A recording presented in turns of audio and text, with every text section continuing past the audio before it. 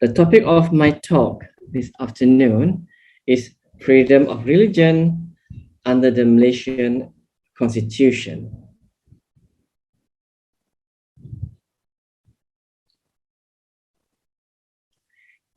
As citizens, we all have what we call our basic fundamental rights. One of these rights is the fundamental rights to freedom of religion. This right, like other fundamental rights, is enshrined in our constitution, which we call the Federal Constitution. Firstly, there is Article 11, Clause 1 of our constitution that provides that every person has the right to profess and to practice his or her own religion and to propagate it. Secondly, there is Article 3 of the Federal Constitution that provides Islam is the religion of the Federation, but other religions may also be practiced in peace and harmony. Malaysia has a population of 32.2 million as per the media statistics of 2019.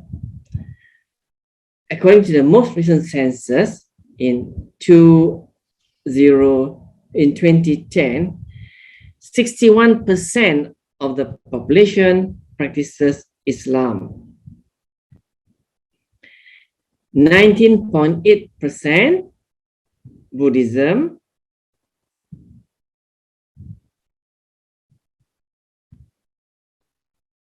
9.2% Christianity. I'm sorry, I think there's something wrong with the my slide. Christianity is 9.2, not 19.8. Buddhism is correct, 19.8%. Sorry about that. 6.3% Hinduism and 1.3% Confucianism, Taoism, or traditional Chinese philosophies and religions. There are also other religious groups that include animists, Sikhism, Jehovah's Witnesses, the Church of Jesus Christ of Latter-day Saints, Baha'is, and Baha'is. 2/3 of the country's Christian population inhabit the East Malaysian states of Sabah and Sarawak. Freedom of religion or belief, including the ability to worship in peace and security, is not only a constitutional right to us, but it is also a universal human right. This is enshrined in both the Universal Declaration of Human Rights and the International Covenant on Civil and Political Rights, among other key human rights documents. Discrimination against religious and belief communities, as with all forms of discriminations, causes suffering, spreads divisions, and contributes to a climate of fear, intolerance, and stigmatization. Now I'll move to the position of Islam under the Federal Constitution. Islam is declared to be the religion of the Federation. Article 3 of the Federal Constitution provides Islam is the religion of the Federation, but other religions may be practiced in peace and harmony in any part of the Federation. That's Article 3. It is important to bear in mind that although Islam is the religion of the Federation, the Federal Constitution is supreme. Federal Constitution is supreme. And what does this mean?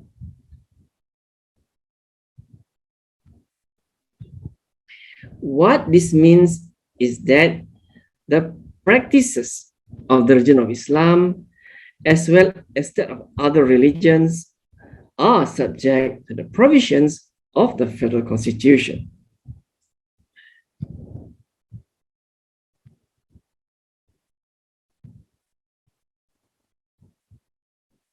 And I shall elaborate on this important principle shortly. But for the moment, I will deal with the issue of whether Malaysia is an Islamic state or a secular state. If we were to go by population, since 60% of Malaysians are Muslims, it can be said that Malaysia is an Islamic state. But it is only in this sense that Malaysia is an Islamic state, population-wise.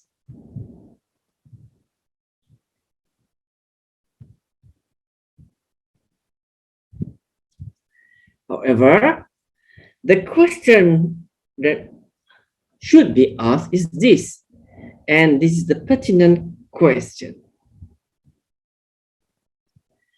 whether the government of Malaysia, or whether the Constitution of Malaysia, or whether the laws of Malaysia are based on Islamic principles.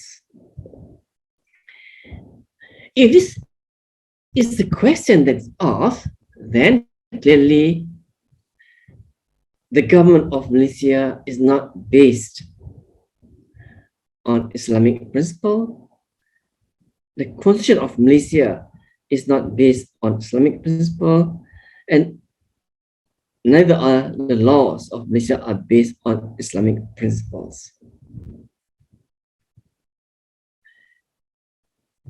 Thus, clearly the answer is no. Therefore, Malaysia, in this sense, is not an Islamic state. It is a secular state. At present, there's a principal lack of appreciation among some Malaysians that Malaysia is a secular state and not an Islamic state. This is to some extent due to the fact, and rather unfortunately, that the issue had been politicized by our political leaders. For example, in the year 2001, the then Prime Minister, Tun Dr. Mahathir, declared that Malaysia was an Islamic state, quote, Islamic state in quote. Let me say at the outset that this is a mere political statement and nothing more than that. With respect to the Prime Minister, such a statement should not have been made, as it is misleading and may cause, and indeed has caused, unnecessary confusion among Malaysians.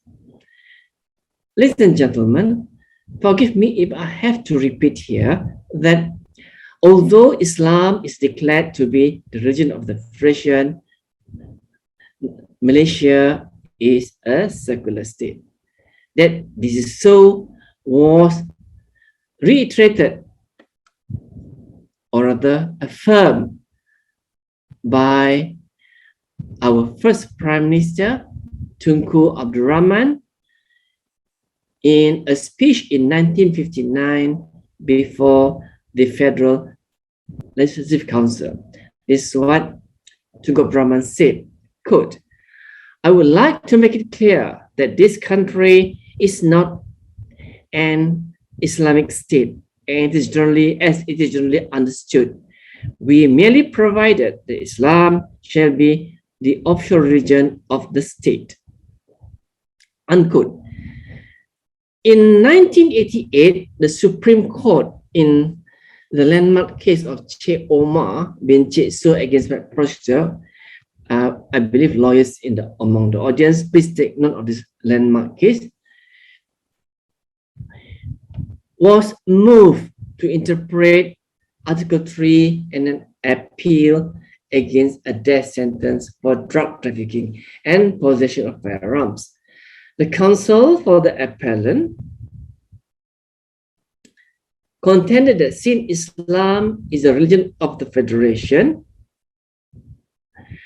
as declared by Article 3, and the Federal Constitution is the supreme law of the Federation, the imposition of the death penalty was unconstitutional as being contrary to Islamic injunction.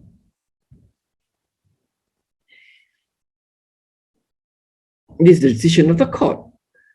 The court rejected the argument, holding that the development of the law by the British in Malaya had the effect of transforming the legal system into a secular one, and that the constitutional declaration that Islam is a religion of the Federation did not mean that laws passed by Parliament must be imbued with Islamic religious principles.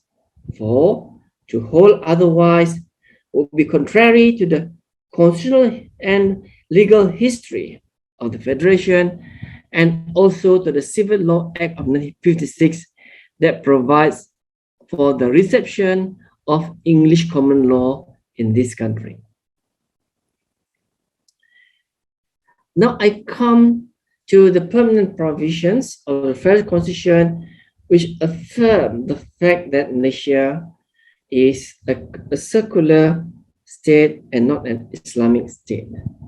Some of you today might recall that at a presentation at the Dayak National Congress, Kuching, Sarawak, on 9th of November 2019, on the theme, Religion and the State, Secular or Theocratic State. That's the theme. I began my presentation by taking the position that based on the Federal Constitution, Malaysia is a secular state and not a theocratic Islamic state.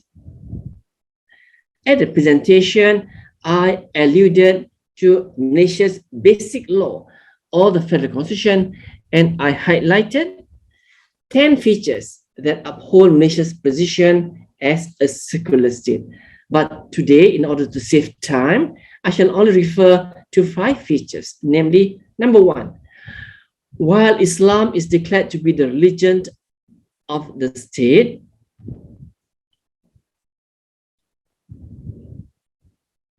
the Constitution stipulates that its position is subject to the provisions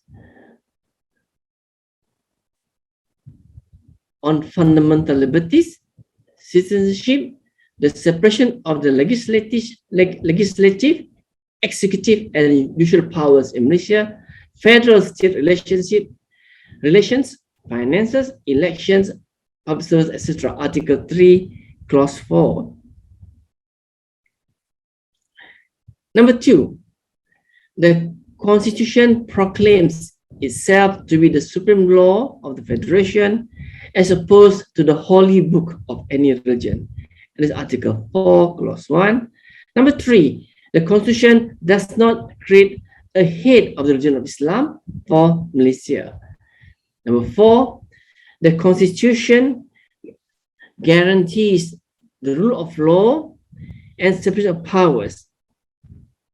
That is to say, Malaysia's laws are made, executed upon, and interpreted by 3 secular institutions, namely Parliament, the Yang Di-Pertuan Agong, generally meaning the Cabinet, and the courts, respectively. This is enshrined in Articles 39, 44, and 121 of our Federal Constitution. Lastly, number 5, the Constitution confirms that decisions in Parliament are made by a majority a basic feature of democracies and not theocracies. Article 62, clause 3. Ladies and gentlemen, move on now to matters pertaining to Islam. Matters pertaining to Islam is a state matter. Malaysia is a federation of 13 states. And under the Malaysia Agreement of 1963, Sabah and Sarawak as states enjoy special status. According to the Federal Constitution, anything concerning the Islamic religion is a state matter. What this means is that only the state legislatures could make laws on matters pertaining to the Islamic religion. The Parliament of the Federation could not make such laws, except for the federal territories.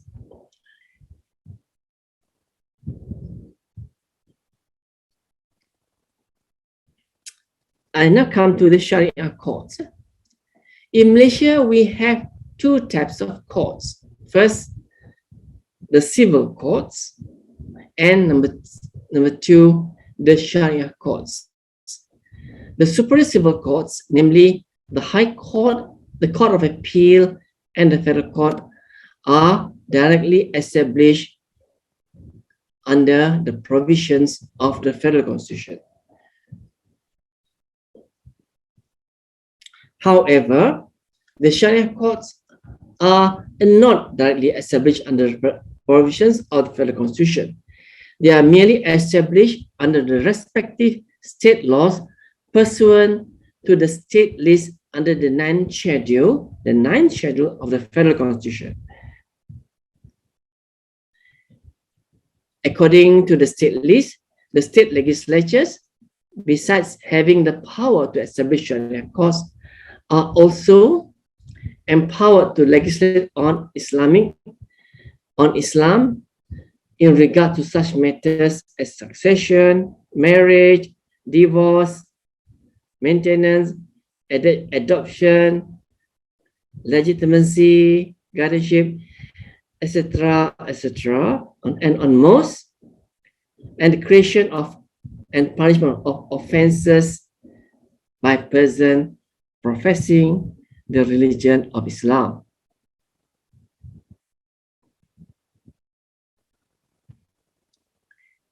Significantly, the state list stipulates that the Sharia court is to have jurisdiction only over persons professing the religion of Islam and in respect only of the matters that have been enumerated under the state list and legislated upon by state laws.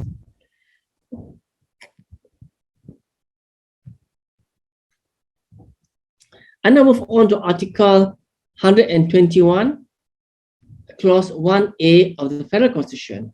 On 10 June 1988, Parliament amended Article 121 of the Federal Constitution by inserting a new clause, namely Clause 1A that reads, "The courts referred to in Clause 1 shall have no jurisdiction in respect of any matter within the jurisdiction of the Sharia courts." Tan Sri Professor Ahmad Ibrahim, in his essay, "The Amendment to Article 121 of the Federal Constitution, its effect on the administration of Islamic law," have this to say, quote, "One important effect of the amendment is to avoid for the future any conflict between the decisions of the Sharia courts and the civil courts which had occurred in a number of cases in the past." However, the professor went on to clarify, quote, "The Sharia courts shall only have jurisdiction over a person professing the religion of Islam and in respect only of the matters included in the paragraph. Sharia courts will therefore not have jurisdiction where one of the parties involved is a non-Muslim." Bear this in mind. For example, in the case of custody of children, if the mother is a non-Muslim, but the father is a Muslim, the matter can still be brought to the civil court and disposed therein.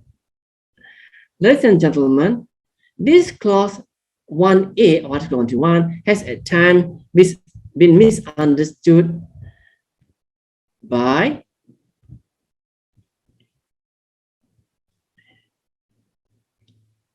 lawyers and with respect, even by judges. These lawyers and judges are under the misconception that any dispute between parties having an Islamic law element in it must be brought before the Sharia court. Constitutionally and legally, this is not intended to be the case.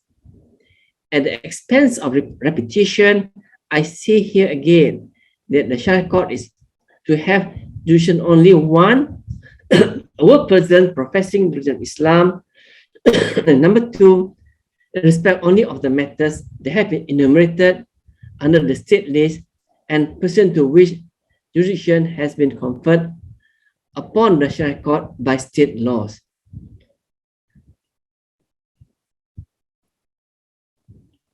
Now I come upon Islam and its constitutional position in Sabah and Sarawak. The constitutional arrangement regarding Islam as a religion of the Federation and the guarantee of religious freedom was revisited at the formation of Malaysia.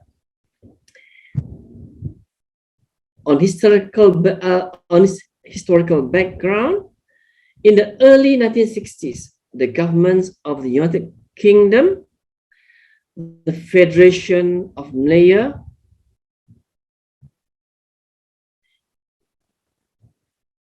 came to the view that the amalgamation of these three regions, number one, the British colony of Singapore, the British colony of North Borneo, and the British colony of Sarawak, with the then newly independent nation called Federation of Malaya, this is what Semenanjung was once called, Federation of Malaya, was desirable and in the best interest of the peoples of the state entities.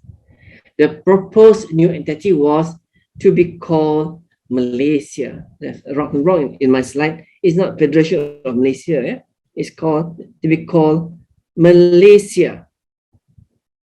In order to realize this proposal, a commission was established to be led by a British official by the name of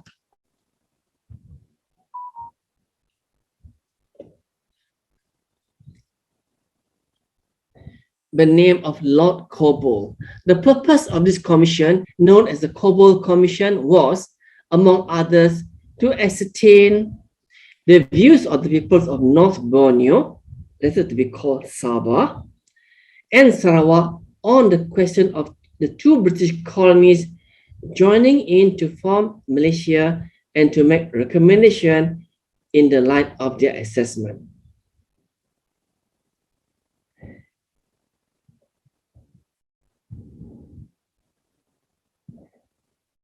There were government papers issued. First is a government paper called Malaysia and Sarawak. The issue of the right to freedom of religion became of great concern to the two British colonies. In early 1962, the colonial government of Sarawak and the colonial government of North Borneo issued their respective government papers to announce the setting up and work of the Coble Commission. These government papers assured that the people of Sarawak and North Borneo on matters which are considered important to them, in particular with regard to the position of Islam and their freedom of religion. The government paper issued by the colonial government of Sarawak is known as Malaysia and Sarawak. This paper states unequivocally at paragraph 15 as follows. I quote, "People have wondered whether the fact that Islam is the official religion of the Federation would affect religious freedom in Sarawak as part of Malaysia. This has been clarified at the recent consultative committee meeting. Although Malaysia would have Islam as the official religion of the enlarged Federation, there would be no hindrance placed on the practice of other religions. Complete freedom of religion would be guaranteed in the federal constitution. Sarawak has at present no religion and it will not be required to accept Islam as its state religion." And then there is the corresponding government paper issued by the colonial government of North Borneo called North Borneo and Malaysia. This paper, in its paragraph 10, states, I quote, "The deliberations of the Consultative Committee have done much to clarify the position of Islam in Malaysia. Islam is the official religion of the Federation. Although Malaysia would have Islam as the official religion of the enlarged Federation, there would be no hindrance placed on the practice of other religions. Complete freedom of religion would be guaranteed in the federal constitution, North Borneo, which at present has no established religion, would not be required to accept Islam as its state religion."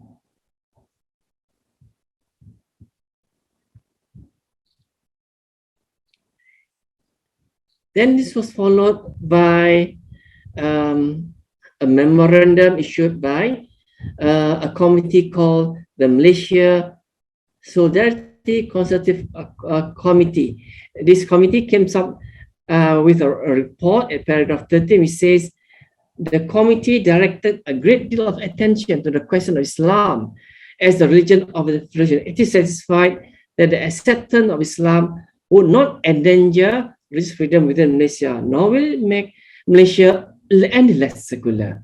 The present constitution of the Federation of Malaya, which would serve as the basis for the new federation, has adequately guaranteed that other religions may be practiced in peace and harmony in any part of the Federation."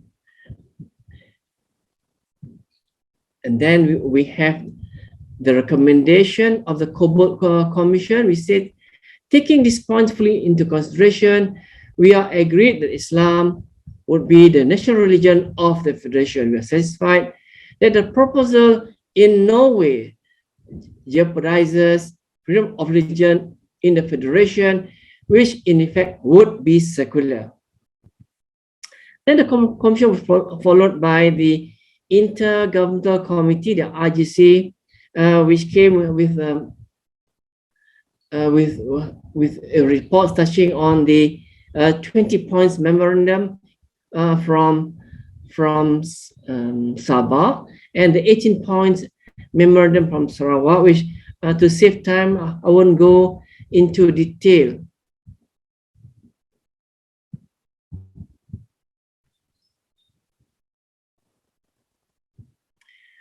Well, finally, after all these committees and reports and all that, memorandum, Article 3 of the Federal Constitution of Malaya of 1997 was agreed to by the colonies of North Borneo and Sarawak in the Malaysia Constitution of 1963.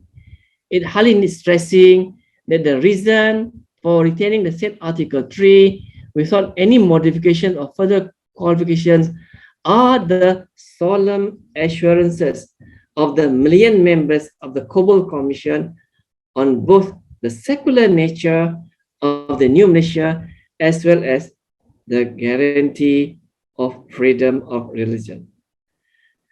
Now, the last part of my talk, I'll quickly move on to some challenges to freedom of religion in Malaysia. A, the right to propagate one's religion. Although article, you can move the slides now. Yeah. To challenge the Supreme Court. Yeah. Although Article 11(1), Clause 1 of the Federal Constitution provide for the freedom of religion of belief, Article 11, Clause 4 of the same has the effect of limiting proselytism, means propagating religion. Proselytism. Article 11, Clause 4 provides, Clause 4, I quote Clause 4 now. State law in respect of the territories of Kuala Lumpur, Labuan, and Putrajaya, federal law may control or restrict the propagation of any religious doctrine or belief among persons professing the religion of Islam. So, state law may control propagation of non-Muslim religion among people professing Islamic religion. The state law, yeah? Now, it is important to note that the clause does not empower the state legislature to make laws to prohibit, it does not prohibit, does not empower state laws to prohibit the propagation of a non-Muslim religion among Muslims. It only empowers the state legislature to control or restrict the propagation of a non-Muslim religion among Muslims. The word used are control and restrict and not prohibit. However, in reality, state laws do not merely control or prohibit the propagation of a non-Muslim religion among Muslims. In reality, state laws do prohibit the propagation of non-Muslim religion among Muslims. In my respectful view, such laws need to be reviewed as to their constitutionality, as such laws appear to be inconsistent with the provision of Clause 4 of Article 11. In one landmark case on proselytism, is called Minister of Home Affairs against Jamaluddin bin Osman, a man was detained under the ISA as being prejudicial to the security of Malaysia for allegedly distributing information on Christianity to Malays and converting 6 Malays to Christianity. He was freed by the courts. The courts held that the Minister of Home Affairs has no power to deprive a person of his constitutional rights.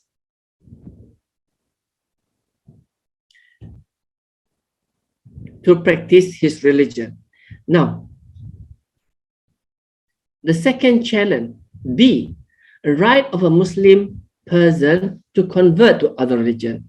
Can a Muslim person convert to other religion? This is a controversial and sensitive question among some Muslims in Malaysia. So at the outset, let me make myself clear that I'm only discussing this issue from the constitutional law perspective. This lecture does not concern theological issues. Article 11, Clause 1 provides every person has a right to profess and practice his religion and, subject to Clause 4, to propagate it. In my opinion, it is clear that a person has a right to practice any religion of his choice, including the right to change his religion. And this right is accorded to any citizen, regardless of his faith. Under Clause 1, a person has also the right to be an atheist, that is to say, to be a non-believer of any religion. In Malaysia, however, state laws with the exception of the state of Negeri Sembilan, prohibit a Muslim person from changing his religion or from becoming a non-believer. If a Muslim person were to change his religion or to become an atheist, he commits the offense, what is called as the offense of apostasy, an offense punishable with imprisonment or fine. In my respectful view, such state enactments are inconsistent with Article 11, Clause 4 of the Federal Constitution. As such, the constitutionality of such state enactments need to be reviewed.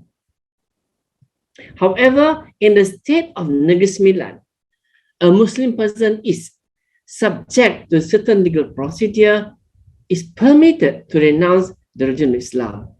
Under the Islamic State enactment of Negeri Sembilan, a Muslim person may apply to a Sharia court for a declaration that he has renounced the religion of Islam.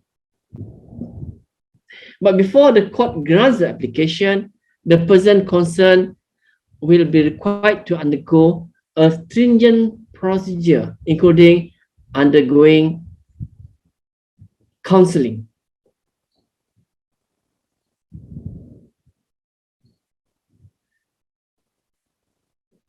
But at the end, after the counseling sessions, he insists on changing his religion,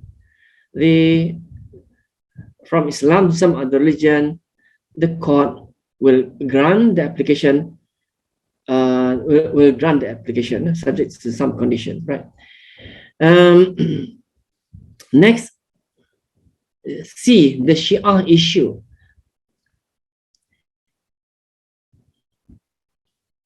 The provision of praising Shia Islam has been a concern in Malaysia for some time now.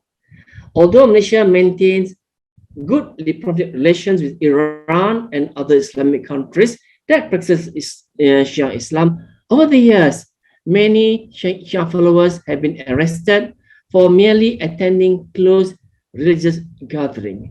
This treatment intensified noticeably following the fatwa issued in 1996 by the National Fatwa Committee for Religious Affairs, recognizing Sunni Islam as a permitted form of Islam in Malaysia and imposing a prohibition on proselytism, promulgation of professing of Shia beliefs, including the distribution of any electronic or print resources. This has contributed to the negative experience of the community. All these negative attitudes towards the adherence of Shia Islam is difficult to reconcile with the fact that Malaysia is a party to the Amman Declaration of 2004 that recognizes the Shia al-Jafari and the Shia Zaidi, two sects of Shiaism, as two of the 8 recognized Islamic practices. In 2017, the United Nations Special Rapporteur in the field of cultural rights by name of Karima Benoin indicated that Shia communities are unable to worship freely and are subject to obstacles in carrying out rituals which are both cultural and religious. I'll now come to the end part of my talk this afternoon. Is on the last challenges. There is prohibition on the use of the word Allah by non-Muslims. Recently, in the landmark case of Johol, Ireland, the High Court quashed the Home Minister's Directive of 1986 that imposed a total ban on the use of the word Allah in all Christian publications in Malaysia. The learned judge, Justice Norby, ruled that the minister, in making such a ban, had acted illegally and beyond the limits of his powers under the law. The court made a finding of fact that there was no evidence that the use of the word Allah in Christian publications had led to public disorder. The court further ruled that the 1986 directive was good, perverse, and irrational. Goes good. Jill Ireland is a Christian from Sarawak.